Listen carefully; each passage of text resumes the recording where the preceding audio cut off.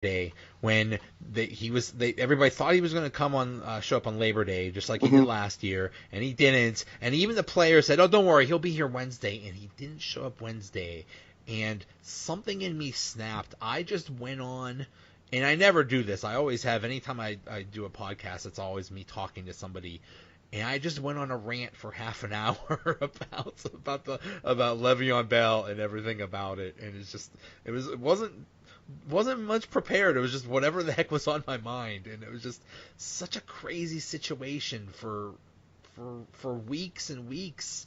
With his, what is he gonna do? When is he gonna show up? And up until that Tuesday, the deadline, people weren't sure whether he was gonna show up or not. Right. Yeah. I mean, we've never seen anything like it, so that's why it's kind of like hard to, there's no precedent there.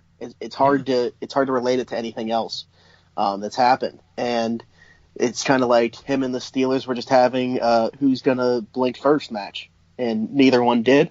You knew the Steelers weren't going to. That's just not the way that they do business, and never have, probably never will. I don't see that changing anytime soon. No player is ever going to win a battle like that with the organization. Right. And I personally, I don't begrudge him for doing so. I think that he definitely could have handled the situation a little better, in hindsight. But I don't know. I mean, it worked out for the better for the Steelers, other than the fact that we lost $14.5 million.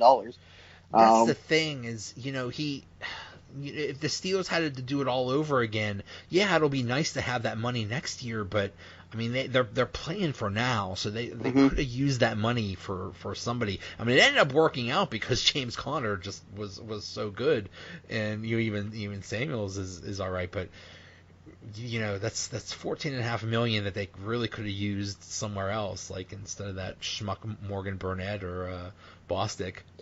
Yeah, I mean, I like John Bostic. He's only here for 2 years, $4 million. So we're paying him $2 million. That's like, even if he was the backup, which he could have been. Like you said, we could have signed somebody else. Morgan Burnett, I don't think had any business getting a 3-year contract, especially with how the safety market was just. There were so many of them that were so close knit in terms of talent, and none of them were getting paid. And we decided to give a guy who averages like 8 games a season 3 years. And I didn't understand it. I mean, we could have had Trey Boston. We could have had Kenny Vaccaro. We could have had, Eric Reed. I understand the whole, he was with Kaepernick kneeling thing, so he didn't get signed right away. But, it is what it is. I didn't understand the signing when it took place, and he's missed a lot of time this year with us too, again, and hasn't been his best on the field. But he actually was the guy that got the pass breakup on that last throw to Edelman against the Patriots. Yeah, so we'll see. All right, sir. Well, thank you so much. Glad to finally have you on. I hope to have you on a whole bunch of times in 2019. So thanks for coming on. Absolutely. We'll see what storylines we can create in Pittsburgh in 2019. Maybe we can have some podcast storylines. Ooh, maybe we can make some waves in Pittsburgh and make that part of what Pittsburgh is about. Pod Hub Network, yeah. Yep. All right. So thank Joe. you so much. Yep, thank you. Have a good one. Thanks for listening. We'll be back tomorrow to preview the final week of the NFL regular season. Thanks again to Zach Smith. Talk to you later. Another episode is in the bag.